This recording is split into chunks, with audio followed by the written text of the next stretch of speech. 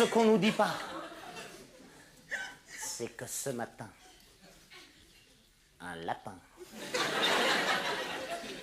Non, c'est pas ça.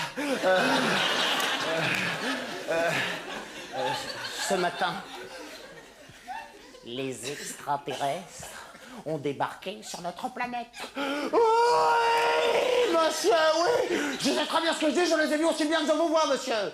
Hein? Madame. Non, non, je ne suis pas... En tant qu'autorino, je vois bien ce que j'entends. Hein.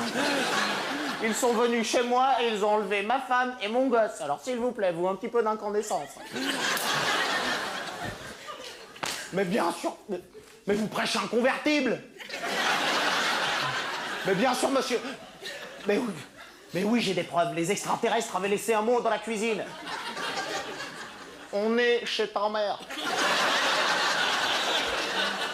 Et là, je les ai tout de suite localisés. J'ai ouvert la porte de chez moi pour y aller. Mais là, sur le palier, une vision d'horreur. Les extraterrestres avaient aplati mon chien. Et taillé en rectangle. Ses poils s'étaient durcis, il ne bougeait plus. Et il y a même un petit rigolo qui était venu lui taguer bonjour sur le dos. Un chien tout neuf. Alors moi, j'ai essayé de le ranimer en lui disant du bouche à bouche. Quand soudain, le téléphone sonnait. Allô?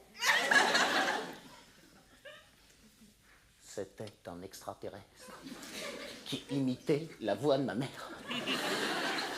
Je lui ai dit, laissez ma mère tranquille, c'est une vieille, elle est sénile. Et là, il m'a dit, mais Jean-Pierre. Il connaissait mon nom. Je lui ai dit, de toute façon, tu ne me trouveras pas, je suis sur liste rouge. Mais 5 minutes après, il était là. Je lui ai dit, tu sais peut-être bien imiter la voix de ma mère, mais là, tu t'es gouré de costume. Elle s'habille jamais en facteur.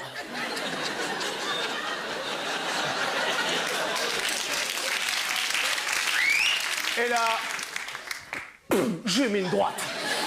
En plus, il avait marché sur mon chien. Et 20 minutes après, il est revenu le même, mais cette fois, j'ai pas ouvert la porte. Non, t'es trop facile. Cette fois, j'ai regardé par le Judas.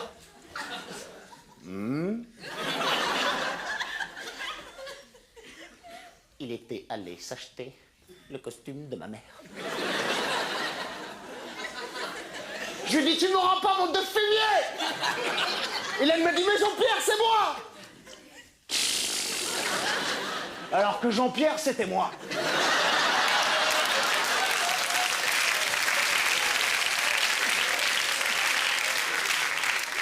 Il connaissait mon nom, mais pas mon visage. Et là, il m'a dit, mais c'est Suzanne, ouvre-moi. Suzanne, ouvre-moi. Il voulait ouvrir ma porte par magie.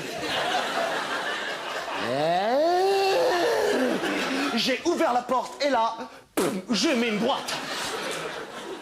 Ouais, de la gauche. Je peux te dire que je l'ai aplati, l'extraterrestre aplati. Je l'ai aplati. Alors je lui ai tagué bonjour sur le dos. Et là, j'ai sauté dans l'ascenseur pour aller chercher des secours. Oui, les escaliers étaient en panne.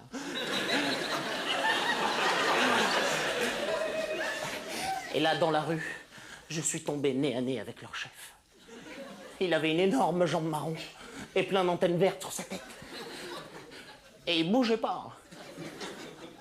Au début, j'ai cru que c'était un arbre. Mais on me l'a fait pas, moi. Un arbre au mois de mai, c'est pas la saison. En plus, elle devait être une femelle, elle avait plein de cellulite sur sa jambe. Ouais, c'est une preuve, regarde. C'est dégueulasse. Et à côté d'elle, il y avait un indigène habillé en vert qui était en train de lui faire les ongles des pieds avec un balai. C'était un collabo, ça m'était trop. J'ai pris mon élan et là... j'ai mis une grosse droite à l'extraterrestre. Et là, il y a l'indigène qui m'a fait, mais vous êtes fou. Je fais non. Moi, c'est Jean-Pierre. fou, c'est mon voisin chinois du 3e.